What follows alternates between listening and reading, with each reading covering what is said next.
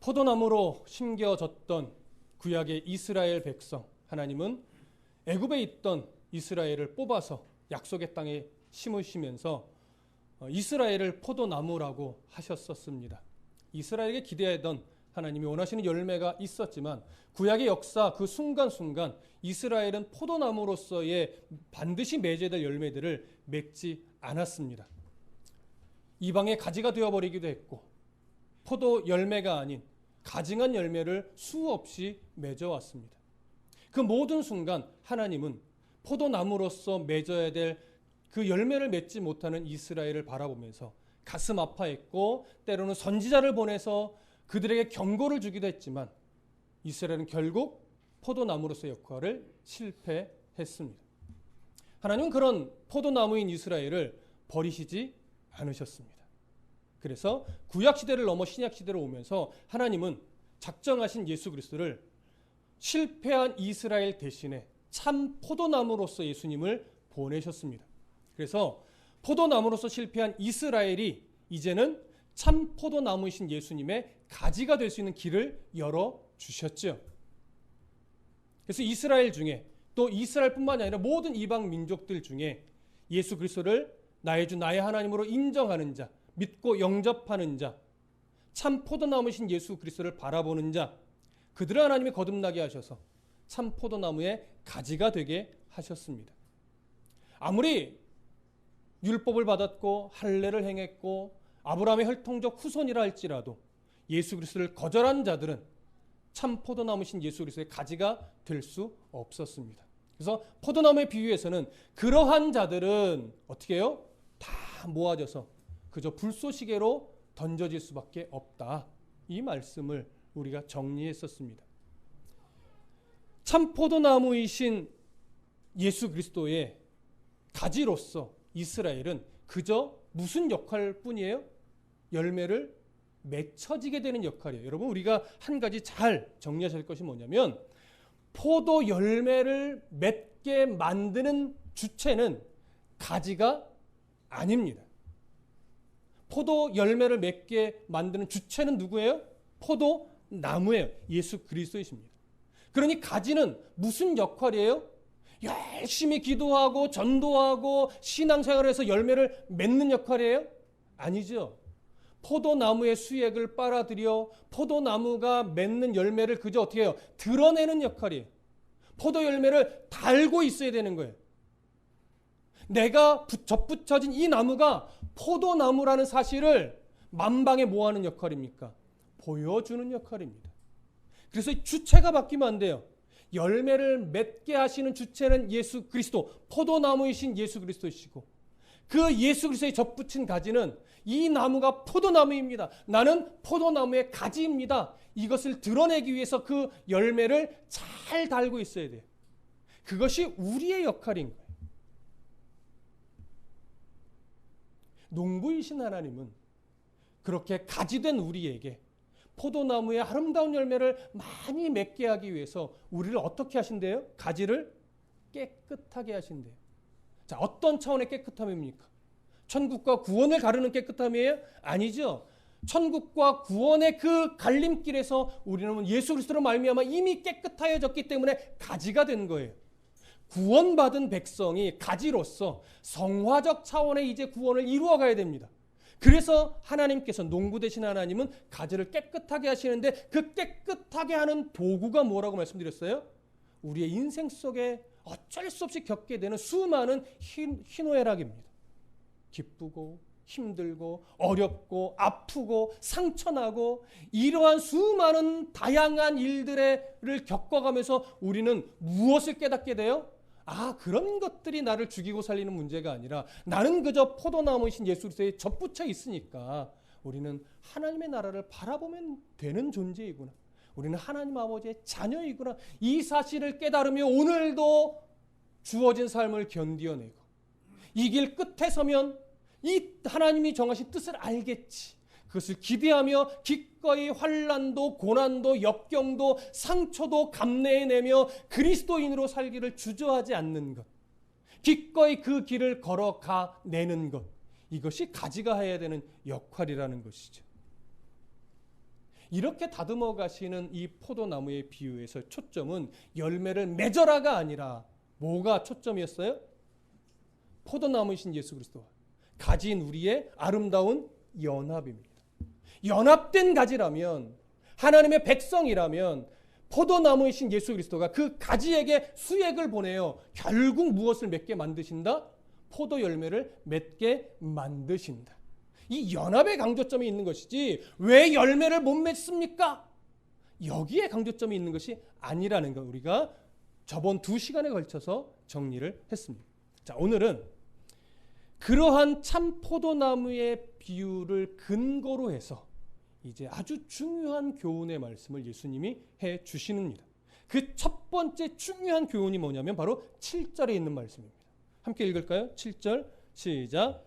너희가 내 안에 거하고 내 말이 너희 안에 거하면 무엇이든지 원하는 대로 구하라. 그리하면 이루리라. 한 번 더 읽을게요. 시작. 너희가 내 안에 거하고 내 말이 너희 안에 거하면 무엇이든지 원하는 대로 구하라. 그리하면 이루리라. 자, 여러분 예전을 생각해 보십시오. 이 말씀을 읽을 때 이 한 구절에서 가장 먼저 눈에 들어오던 단어가 뭐였습니까? 아마도 그리하면 이루리라가 첫 번째 들어왔을 것이고, 두 번째는 뭐가 들어와요? 무엇이든지 원하는 대로 구하라가 두 번째로 들어왔을 것이고, 아니면 묶어서 이것이 하나였을 거예요. 무엇이든지 원하는 대로 구하라. 그리하면 이루리라. 그러나 늘 놓치는 구절이 뭐예요? 그 앞에 조건으로 제시하는 거예요. 너희가 내 안에 거하고 내 말이 너희 안에 거하면. 이걸 사실 놓치죠. 우리가 이 부분을 놓치고 무엇이든지 원하는 대로 구하라. 그리하면 이루리라 라고 하는 말씀을 우리가 접하게 될 때요, 보편적으로 두 가지 반응이 나타나는 거예요. 첫 번째는 이 말씀을 소망으로 받는 사람이 있어요. 근데 어떤 사람은요, 이 말씀을 실망으로 받기도 해요. 여러분 왜 그럴까요? 소망으로 받는 사람은 이런 거예요. 그래, 다시 전심을 다해 기도해보자. 금식하며 기도해보자. 아니, 기도원에 들어가서 40일 작정 금식 기도를 해보자. 하나님이 응답 주실 거야. 이렇게 마음에 소원이 생기는 사람은 이 말씀을 뭘로 받아요? 소망으로 받아요. 근데 이런 사람도 있어. 다 쓸데없더라. 내가 40일 작정을 안 해봤겠냐? 내가 뭘 안 해봤겠냐? 작정 헌금을 안 해봤겠냐? 해도 안 되더라. 이런 사람은 이 말씀이 무슨 말씀으로 여겨져요? 내 귀만 이렇게 즐겁게 하는, 그러나 해봐도 안 되는, 그래서 참으로 실망스러운 말씀으로 받게 됩니다. 여러분 왜 이 두 가지 반응이 일어날까요? 첫 번째 반응, 소망으로 받는 말씀, 이런 근거로 소망으로 받는 말씀 옳을까요?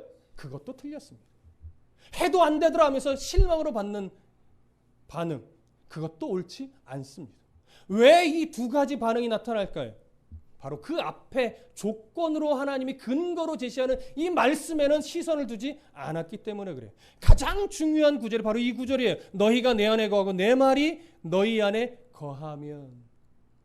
이 부분의 의미를 정확하게 알고 있어야 뒤에 이어지는 무엇이든지 원하는 대로 구하라. 그리하면 이루리라 라고 주신 말씀의 진짜 의미를 알게 되는데, 이 앞의 의미를 모르고 뒤에만 보니까 이 말씀을 어떤 식으로 이해를 해요? 자의적으로 이해해요. 네가 원하는 대로 마음대로 구하라. 내가 어떻게 들어줄게. 이렇게만 이해하니까 어떤 사람은 너무 좋아요. 왜? 뭔가 응답된 것 같으니까. 어떤 사람은 정말 실망스러워. 왜? 한 번도 들어주신 적이 없으니까. 그래서 우리가 이 구절의 의미를 정확하게 또 바르게 알아야 됩니다. 자, 우선 7절을 다시 보시는데, 너희가 내 안에 거하고 내 말이 너희 안에 거하면. 자, 앞에서 포도나무의 비유를 들 때 원래 이 표현은 항상 이렇게 표현됐습니다. 너희가 내 안에 거하고 내가 너희 안에 거하면. 내가 너희 안에 거하고 너희가 내 안에 거하면. 항상 뭐가 중심이었냐면 예수님 자신이 중심이었어요. 근데 이것을, 이 표현을 살짝 바꾸셨어요. 뭐라고 바꿔요? 너희가 내 안에 거하고 내가 너희 안에 거하는 것이 아니라 내 말이 너희 안에 거해. 그래서 왜 예수님이 참 포도나무에 비유해서 분명히 너희가 내 안에 내가 너희 안에라고 표현했는데 여기에 와서는 왜 내 말이 너희 안에 거한다라고 표현했는지 이 의미를 아셔야 돼요. 이렇게 표현하신 이유. 근데 여기서 내 말이라고 하는 것을 원문으로 보면 복수 형태로 돼 있어요. 그러니까 내 말들이 너희 안에 거하면이에요. 내 말들. 내 말들은 결국 뭐겠습니까? 예수님이 가르치셨던 말씀이죠. 성령님이 생각나게 하시는 예수님의 말씀들이라고요. 다시 늘 강조하며 성령님이 가르치시는 예수님의 말씀들이란 말이에요. 이 말씀들을 강조한 이유에 대해서 우리가 확인해 가면서 오늘 우리가 17절의 말씀을 더 정확하고 바르게 이해할 것인데, 자, 그러면 이제 이 부분을 보셔야 돼요. 다음 구절 보시면, 이어지는 내용을 보시면 무엇이든지 원하는 대로 구하라. 지금 내 말이라고 하는 표현을 무슨 맥락에서 사용하시는 거냐면 무엇이든지 원하는 대로 구하라라고 하는 이 구함, 기도죠. 기도라고 하는 맥락 속에서 예수님 자신에 대해서 강조하지 않고 자신이 했던 말들에 대해서 강조한단 말이에요. 자, 이 말씀, 자신이 그동안 가르쳤던 말씀에 대해서 강조한 이유를 우리가 알게 되면 무엇이든지 원하는 대로 구하라는 말씀을 바르게 이해하게 됩니다. 바로 열쇠가 되는 거죠. 자, 이것을 우리가 알아가기 전에 한 가지 질문을 던져볼게요. 잘 한번 생각해 보십시오. 기도했기 때문에 예수님과 연합이 되는 겁니까? 아니면 예수님과 연합이 되었기 때문에 기도할 수 있게 된 겁니까? 다시 질문할까요? 기도했기 때문에 우리가 예수님과 연합이 된 겁니까? 예수님과 연합이 된 자이기 때문에 기도할 수 있게 된 겁니까? 그렇죠. 후자예요. 우리는요, 예수님과 연합되지 않으면, 예수 그리스도의 보혈의 피로 거듭나지 않았으면 하나님을 아버지라 부르며 기도할 수 없어요. 자격 자체가 안 되죠. 그러니까 우리가 하나님 앞에 기도할 수 있다라고 하는 것은 뭐냐면, 기도하고 있다는 것은 뭐냐면 우리는 이미 예수 그리스도의 보혈의 피로 말미암아 거듭난 백성이며 참포나무신 예수님의 가지가 되었다라고 하는, 연합된 자라고 하는 증거예요. 자, 이런 차원으로 우리가 본다면 잘 들으세요. 중요합니다. 예수님과의 연합은 우리가 기도할 수 있게 된 조건이며 또 근거예요. 다른 시선으로 보면 좀 전에 말씀드렸듯이 우리가 예수님과 연합된 자라고 하는 증거이기도 해요. 자, 그러면 이제 중요한 거예요. 우리가 하나님 앞에 기도하잖아요. 구원받은 거듭난 백성으로서, 참 포도나무의 가지의 자격으로서 우리가 이제 기도할 수 있게 됐단 말이에요. 그러면 기도하는 것 자체가 열매일까요? 기도함으로 열매를 만드는 걸까요? 기도를 통해서 열매를 맺어야 되는 거예요. 우리가 기도하고 있다라고 하는 사실, 이 모습 자체가 열매예요. 이제 좀 분별이 되십니까? 여러분, 우리가 막 40일 작정 금식 기도를 함으로 말미암아 하나님 앞에 무슨 열매를 받아내야 되는 것이 아니라 우리가 하나님 앞에 기도하고 있다, 기도하는 백성이 됐다, 이것 자체가 뭐예요? 이것 자체가 열매라고요. 근데 우리는 이걸 잘 놓쳐요. 여러분, 길 가면서 나는 하나님을 앞에 기도할 수 있어요. 이게 뭐예요? 열매예요. 교회 나와서, 새벽에 나와서 하나님 앞에 집중하면서 기도할 수 있어요. 이것 자체가 열매라고요. 잠들기 전에 베갯잎 앞에서, 베갯머리 앞에서 하나님 앞에 무릎을 꿇고 나의 하루를 정리하며 기도하며 잠들어요. 그 기도하는 모습 자체가 뭐예요? 열매예요. 기도를 통해서 뭔가 열매를 만들어내야 되는 것이 아니라 내가 이미 기도하고 하나님을 나의 아버지로 섬기며 기도하는 삶을 살아가고 있구나, 이 자체가 열매라고요. 그러니까 예수님과 연합된 성도가 맺어야 하는 열매는 수많은 다른 것이 아니라 기도하는 것 자체, 기도하는 것 자체가, 기도하는 삶을 살아내는 것 자체가 열매인 거예요. 그러니까 여러분 보십시오.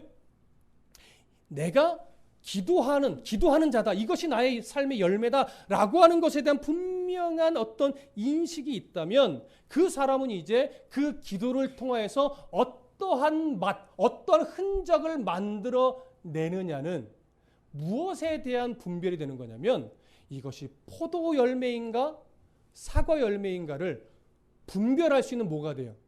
기준이 되는 거예요. 여러분 앞 시간에도 나눴어요.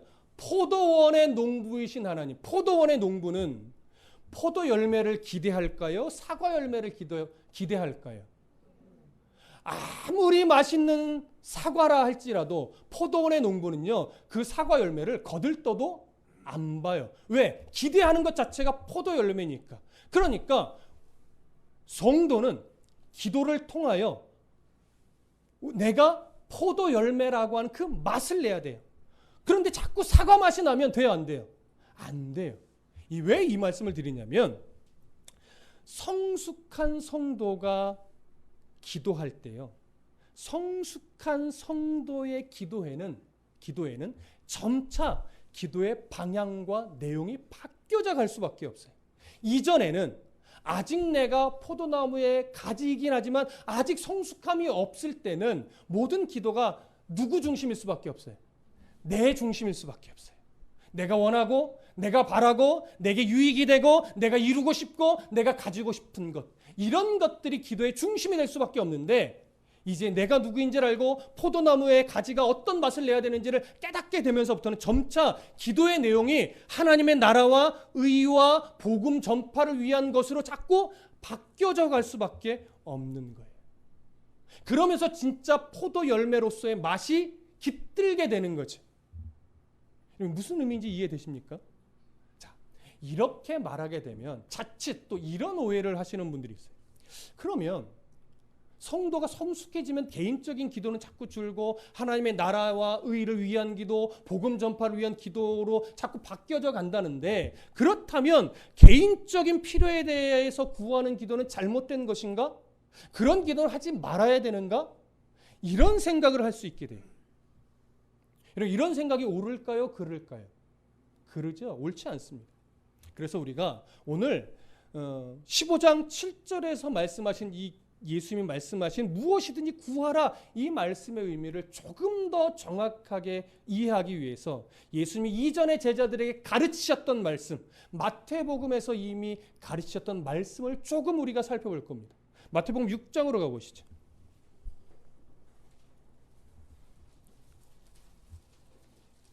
마태복음 6장 24절과 25절.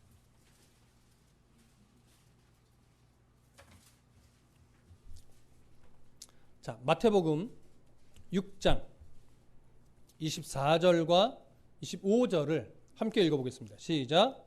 한 사람이 두 주인을 섬기지 못할 것이니 혹 이를 미워하고 저를 사랑하거나 혹 이를 중히 여기고 저를 경히 여김이라.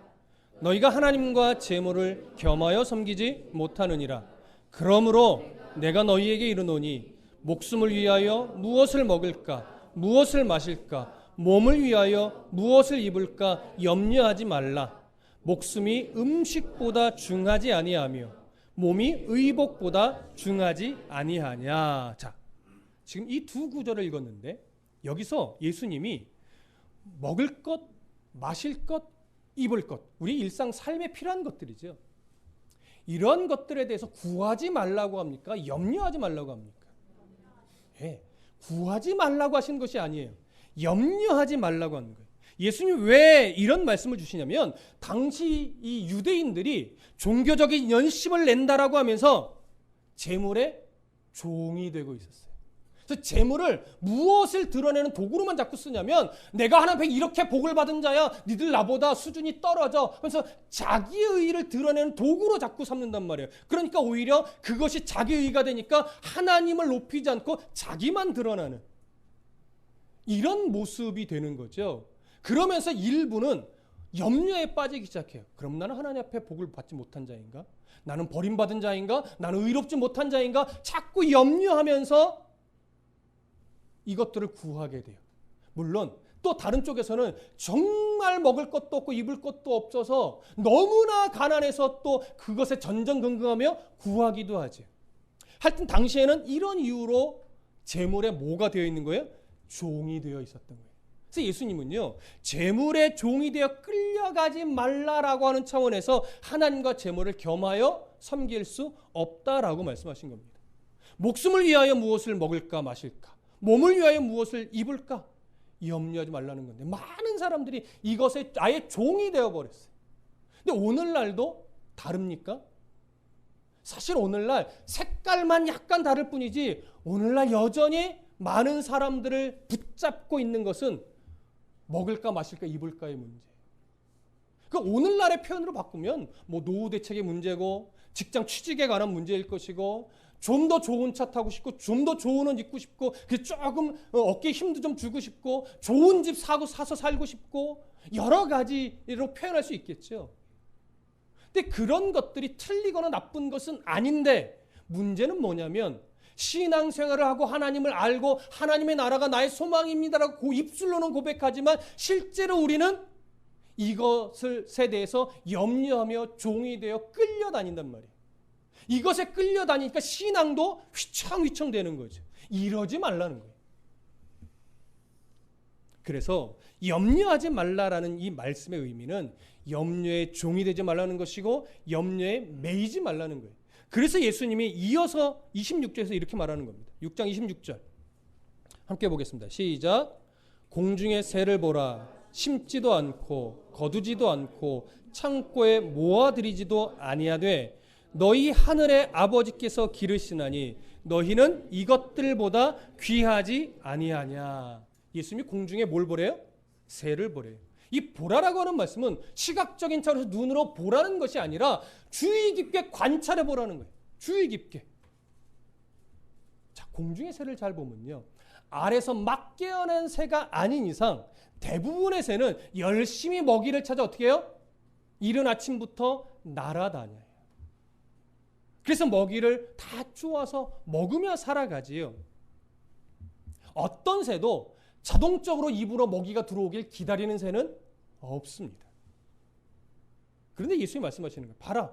새는 분명 이른 아침부터 열심히 부지런히 날아다니며 먹이를 찾아 먹으며 살아간다. 그러나 잘 관찰해 보면 그 공중에 나는 새도 결국은 하나님이 먹여주시는 거다.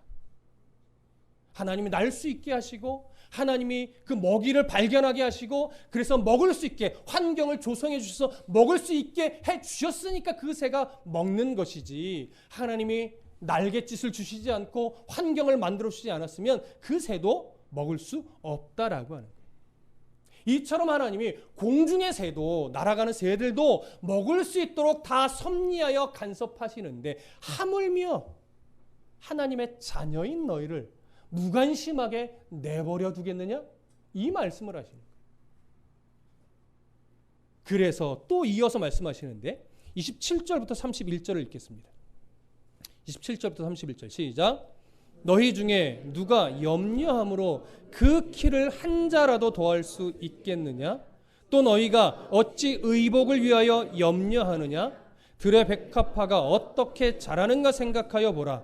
수고도 아니하고 길쌈도 아니하느니라. 그러나 내가 너희에게 말하노니 솔로몬의 모든 영광으로 입은 것이 이 꽃 하나만 갖지 못하였느니라. 오늘 있다가 내일 아궁이에 던져지는 들풀도 하나님이 이렇게 입히시거든 하물며 너희일까 보냐. 믿음이 작은 자들아. 이런 무슨 말씀인지 의미 이해되시죠? 사람이 염려한다고 해서 생명의 기간을 1초라도 연장할 수 있느냐라고 하는 거예요. 여기 키는 생명을 말하는 겁니다. 여기 진짜 뭐 이게 160, 170, 180 재는 키를 말하는 것이 아니라 네가 염려한다고 네 생명이 1초라도 연장될 줄 아느냐? 생명의 주권은 누구에게 있다는 거예요? 하나님에게 있다는 거예요.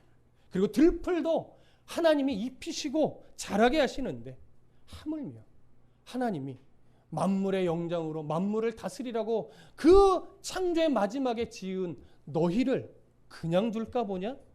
이 얘기를 하는 거죠. 사실 목숨을 위해서 먹는 사람이 많습니다.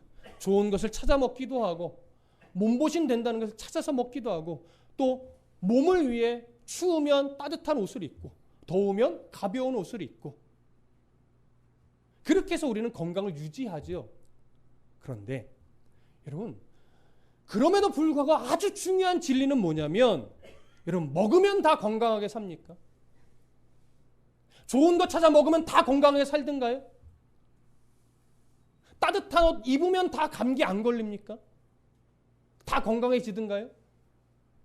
아무리 좋은 것을 먹고 아무리 따뜻한 옷을 입고 좋은 옷을 입어도 여러분, 사람은 아플 땐 아프고 다칠 땐 다치고. 무엇을 의미합니까? 생명과 살아가는 모든 것의 주권자가 누구라는 거예요? 하나님이시라는 거예요. 아무리 좋은 것을 먹어도 하나님이 지켜주시지 않으면 그 생명은 1초도 연장될 수 없습니다. 아무리 좋은 옷을 입고 따뜻하게 입어도 하나님이 지켜주셔야 그 몸이 건강해지는 거예요. 따라서 열심히 살고 잘 먹고 좋은 옷을 입는 것이 중요하기는 하나 인생의 가장 우선순위일 수는 없다라고 합니다. 우리의 인생 속에서 우리의 생명과 건강을 주관하시는 주권자가 하나님이라는 사실이 가장 먼저 인정되어지고 믿어져야 되고 신뢰되어져야 돼요. 이것이 우선되어진 다음에 그 다음에 내가 하나님의 주권 아래서 열심히 잘 먹고 잘 입고 운동도 하고 치료도 하는 것은 그 다음 문제라고 하는 것이죠.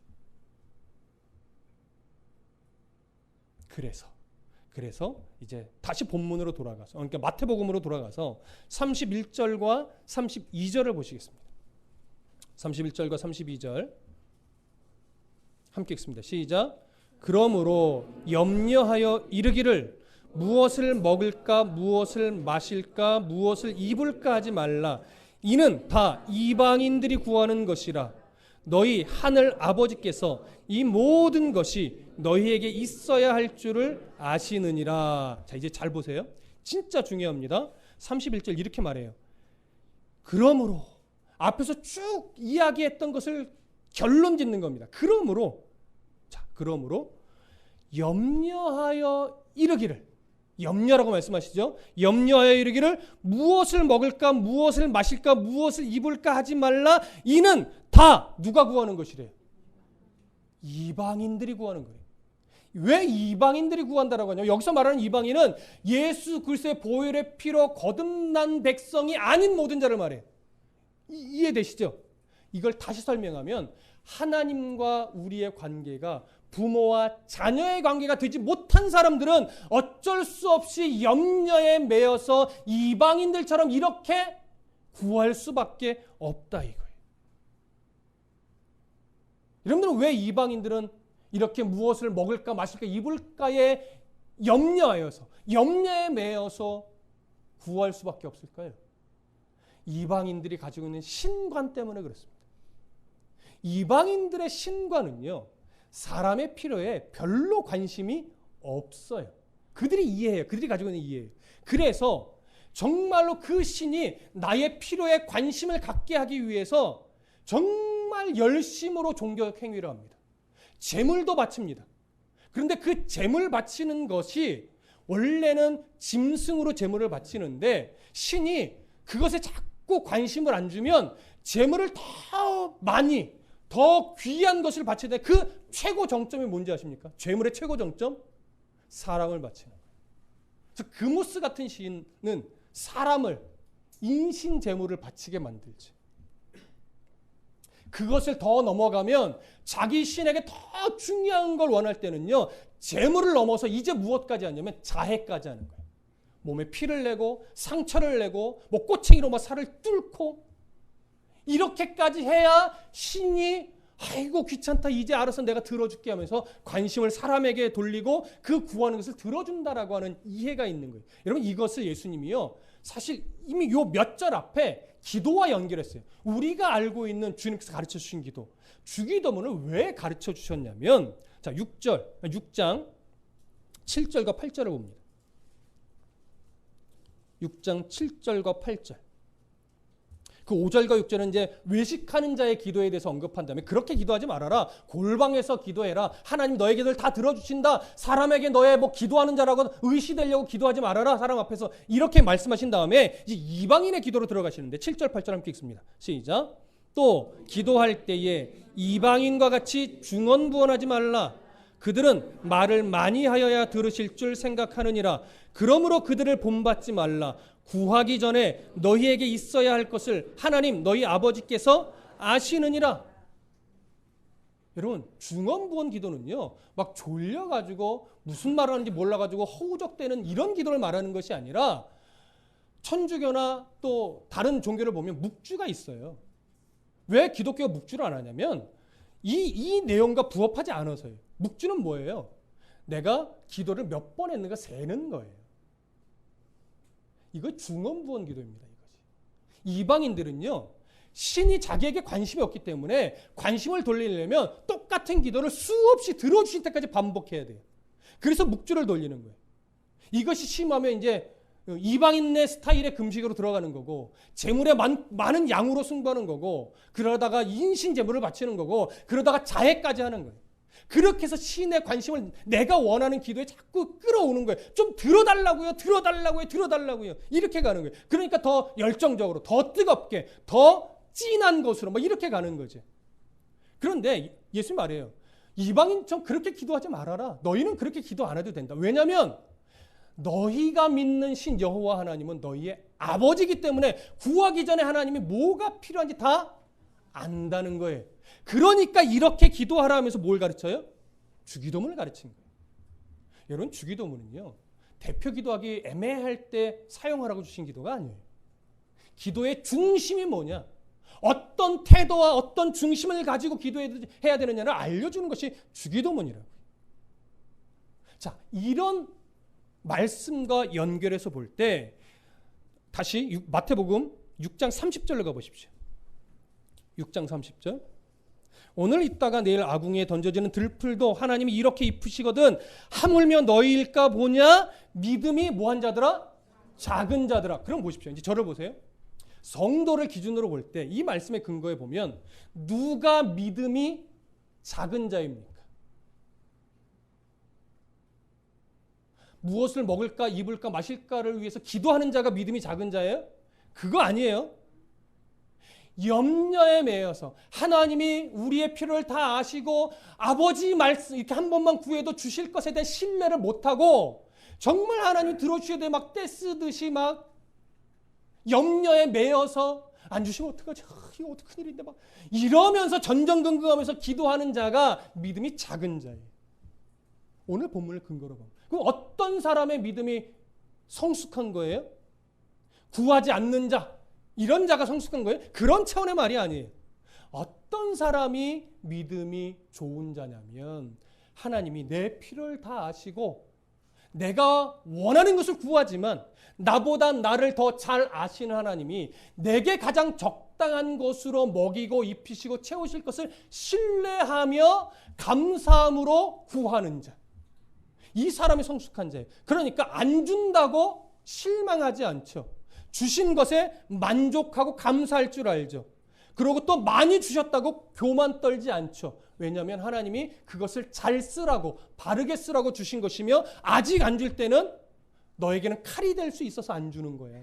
조금만 기다려. 이런 걸로 받을 수 있는 거죠. 그래서 제가 여러분들한테 늘 말씀드린 것 중에 하나는 기도는 이런 게 아니라고 말씀드렸어요. 어떤 거냐면 기도는 받을 때까지 주실 때까지 하는 거야. 저는 이 말이 사실 별로 좋아하지 않습니다. 이건 뭐예요? 떼쓰는 거죠. 하나님 칼 줘야 돼요? 안 주면 안 돼요? 칼 주실 때까지 내 기도할까요? 하나님 그런다고 주십니까? 신뢰가 우선입니다.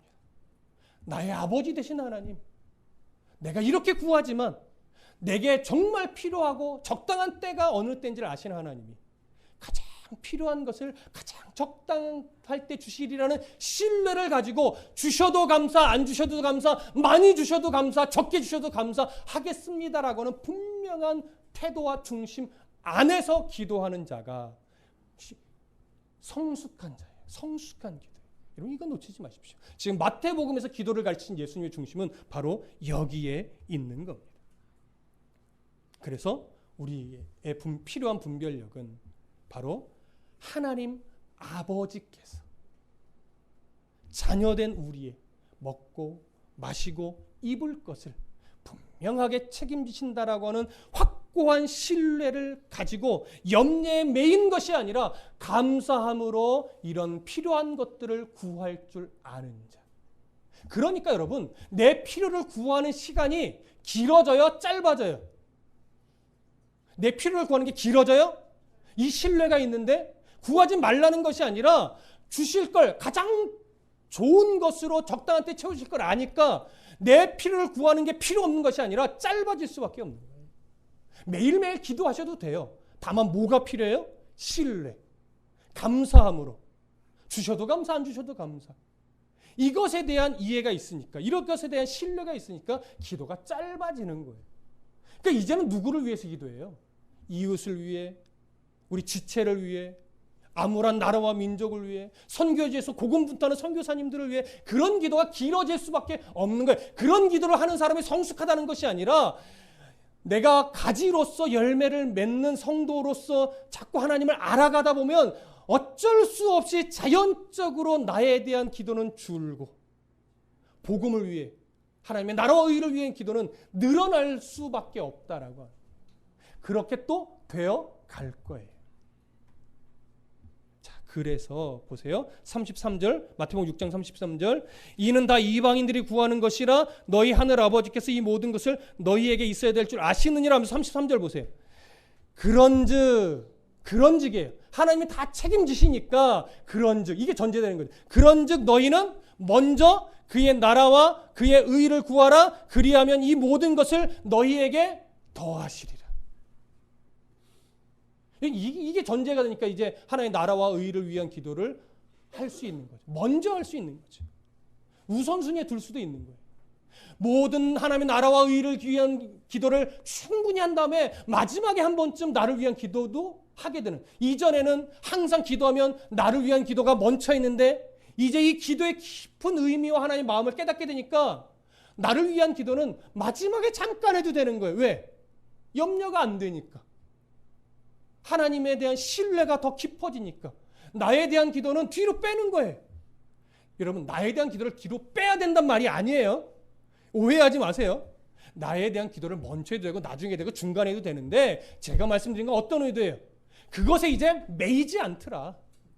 그러니까 하나님이 기뻐할 만한 기도를 먼저 충분히 하고, 내가 믿으니까 나에 대한 기도는 마지막에 잠깐 한번 툭 던져도 별로 걱정이 안 되더라. 이 얘기를 하는 거예요. 자, 그러면 그의 나라, 그의 의, 그의 나라와 그의 의를 구하라고 하잖아요. 그러면 그의 나라와 그의 의는 무엇겠습니까? 하나님의 나라고 하나님의 의겠죠. 하나님의 나라는 뭐겠습니까? 하나님의 나라라는 것은 영토의 개념이 아니에요. 하나님의 통치가 이루어지는 곳, 통치의 이루어짐이 하나님의 나라입니다. 그러니 하나님의 통치가 이루어져야 될 곳이 어디예요? 1차적으로 우주 만물이겠죠. 이 땅의 모든 것들이 다 하나님의 통치를 받아야 되는데 아직은 어그러진 세상이라서, 죄의 영향력이 남아있는 세상이라서 하나님의 통치를 받아야 될 이 우주 만물이 하나님의 통치를 아직은 거절하는 곳이 많습니다. 그렇기 때문에 정말 하나님의 통치가 이루어져야 되는 것은 또 어디일까요? 바로 성도 한 사람 한 사람의 삶입니다. 일상의 삶. 자고 일어나고 먹고 마시고 눕는 모든 일상의 그 삶이 하나님의 통치가 이루어지는 거예요. 그런 삶이 하나님의 은혜가 회복된 자리고 하나님의 통치가 이루어지는 자리고, 바로 그런 삶이 하나님의 나라를 살아가는 성도의 삶인 거예요. 그럼 하나님의 의는 뭐겠습니까? 이 세상을 통치하는 하나님의 뜻이죠. 하나님의 마음이죠. 하나님이 어떤 뜻을 두고 계신가? 하나님이 어떤 마음을 가지고 계시는가? 이것이 하나님 나라의 의예요. 그러면 그리스도인의 의는 뭐겠습니까? 그리스도인의 의. 하나님의 의라는 것은 하나님의 뜻이 이루어지는 거라면 그리스도인의 의는 뭐겠어요? 내가 기도를 했더니 이런 응답을 받았다는, 이게 나의 의일까요? 내가 40일 작정금식 기도를 3번이나 했다, 이게 의예요? 아니라고요. 그리스도인의 의는 내가 하나님의 뜻에 이렇게 순종했다라고 하나님 앞에서만 내어드리는 것, 이것이 그리스도인의 의예요. 보세요, 내가 이렇게 열심히 헌신한 사람이에요. 이것이 내 의가 아니라 나의 모든 일상의 그 소소한 하나하나를 하나님의 뜻에 맞게 살아내려고 애쓰고 노력하고 힘썼던 흔적들을 하나님 앞에서만 보여드리는 거예요. 이게 그리스도인의 의란 말이에요. 그러니까 하나님의 나라와 의를 구한다라고 하는 것은 하나님의 뜻이 무엇인지를 분별해내고 그 의를 내 삶 속에서 순종함으로 이루어가려고 몸부림치고 애쓰는 흔적, 이것이 그리스도인의 의고 하나님의 나라인 거예요. 그러니까 이런 삶을 살아낼 수 있도록 하나님께 구하는 것이고, 이런 삶을 살아낼 수 있도록 성도를 위해서 돕는 기도를 하는 거죠. 이러한 뜻이 이 땅 가운데 이루어지도록 나라와 민족을 위해서 기도하는 것이고, 그런 뜻이 이루어지도록 선교사님들을 위해서 우리가 마음으로 후원하며 기도하는 것이죠. 자, 그러면 이렇게 정리를 우리가 했다면 다시 이제 오늘 요한복음 15장의 본문으로 돌아옵니다. 요한복음 15장 7절. 자, 함께 읽어봅니다. 15장 7절 한 번 더 시작. 너희가 내 안에 거하고 내 말이 너희 안에 거하면 무엇이든지 원하는 대로 구하라. 그리하면 이루리라. 자, 너희가 내 안에 거하고 내 말들이, 내가 가르쳤던 여러 가지의 말씀들이, 특히 여러 가지가 있지만 오늘 본문으로 좀 압축해 보자면 우리가 지금 정리했던 요한복음, 마태복음 6장에서 가르쳤던 기도에 중언부언하지 말라라고 하면서, 이방인처럼 구하지 말라라고 하면서 하나님 너의 아버지다라고 강조하며 가르쳤던 그 말씀들 뭐에서? 안에서 그 말씀의 의미를 깊이 바르게 이해하고, 그 다음에 그렇게 이해했다면 무엇이든지 원하는 대로 구하라. 자, 그럼 여기서 원하는 대로 1차적으로 분명히 네가 원하는 대로예요. 너희가 원하는 대로예요. 그런데 자 보세요. 분명히 1차적으로는 이제 그 하나님이 예수님이 가르쳤던 말씀들 안에서 너희가 원하는 대로라고 표현됐지만, 실제로 그 원함은 나의 원함일까요? 하나님의 원함일까요? 이것이 문맥 안에서 가지고 있는 진짜 의미예요. 너희가 원하는 그 원함이 누구의 원함과 같아야 된다는 거예요. 하나님이 원하시는 것과 같게 기도한다면 그것을 뭐하리라? 이루리라. 이것을 믿고 신뢰함으로 가르치는 거란 말이에요. 그러니까 우리가 하나님 앞에 이런 기도를 드린다는 거 하는 것 자체가 열매라면, 그 열매가 가져야 될 바른 맛, 성숙한 맛은 뭐겠어요? 바로 우리의 일상의 삶 속에서 하나님의 뜻에 일치하는 삶을 살아내려고 애쓰면서 세상 속에서 당신 그리스도인 맞군요, 당신을 보니 하나님이 보이는 듯합니다 라는 소리를 들을 수 있을 만큼 치열하게 성도답게 살아내는 이 씨름하는 것, 이것이 성도의 삶에 드러나는 맛이란 말이에요. 그런 이 맛은 다양하게 드러나겠죠. 어떤 자리에서는 사랑의 맛으로, 어떤 자리에서는 인내의 맛으로, 어떤 자리에서는 온유함의 맛으로, 어떤 자리에서는 자비의 맛으로, 어떤 자리에서는 충성의 맛으로 다양하게 나타나는 거예요. 왜? 기도하는 자이니까. 기도를 통해 하나님의 마음을 알고 그 마음 안에서 기도하는 자이니까 삶 속에서 이런 맛이 드러날 수밖에 없는 거예요. 그러니까 사랑의 열매가 아니라 우리가 기도하는 성도라는 열매가 바로 나예요. 우리예요. 기도하는 성도, 내가 열매예요. 그러니 열매가 정말로 포도 열매, 그 아름답고 달고 상큼하고 시원한 이 맛이 나야죠. 근데 삶을 아무리 보는데 맨날 자기밖에 모르고 양보함은 없고 별것 아닌 문제로 맨날 싸우고 어디 가서 다드림교회 성도예요 말하기가 부끄럽다면 둘 중에 하나죠. 아직 성숙하지 못한 거거나 아니면 참 포도나무이신 예수 그리스도의 가지가 아니거나. 이런 직분의 문제가 아닙니다. 목사냐 아니냐의 문제가 아닙니다. 그저 우리는 모두 하나님의 자녀인 성도로서 참 포도나무이신 예수 그리스도의 그 가지로서 우리가 열매이고, 우리가 열매로서 깨끗하게 하시는 하나님의 섭리 가운데 열매의 맛이 나야 되는데 맛이 안 난다면 우리는 부끄러워져야 됩니다. 부끄러워진다는 것은 우리가 열매라고 하는 증거예요. 근데 아무리 이런 말씀을 들어도 도대체 내 삶을 돌아보지 못하고 내가 열매답지 않게 맨날 싸우고 함부로 말하고 함부로 화내고 했던 이기적인 내 모습이 생각나지 않고 저래? 그냥 내 알아서 사는 거지. 이렇게 여긴다면 아직 성숙하지 못한 거거나 가지가 아니라는 것. 그러니까 오늘 이 말씀이 나에게 주는 말씀처럼 여겨지면서 다시 한번 내 삶을 돌아보게 만들고 점검하게 만든다면 여러분들은 가지임이 분명하고 여러분 스스로가 기도하는 열매임이 분명합니다. 자, 오늘 이 말씀이 이제 여러분들에게 어떻게 다가오셨는지 모르겠습니다. 한 번 더 스스로를 이렇게 정리하십시오. 기도하는 내가 열매구나. 참 포도나무의 가지로서 내가 기도하고 있는 성도라는 것 자체, 이제 하나님을 조금이라도 알아가려고 하는 마음을 갖게 된 내 자체가 열매구나. 이제 열매로서 이제 포도 열매의 맛을 내는 삶을 살아야지. 전전긍긍하지 말고, 없는 것 때문에 마음 아파하지 말고, 아버지 되신 하나님이 필요한 것 공급해 주시리라 믿고 신뢰하면서 오늘도 없으면 없는 대로, 있으면 있는 대로 감사함으로 내게 주어진 삶을 성도답게 살아내야지. 그 속에서 하나님이 여러 가지 성도다운 맛을 내게 하시면서 나를 통해 누구 한 사람에도 하나님을 발견할 수 있도록 내가 믿음의 삶을 기도의 열매로서 살아내야지. 이런 마음을 갖고 더 열심히 성실하게 성도의 삶을 살아내시기를 간절히 축복합니다.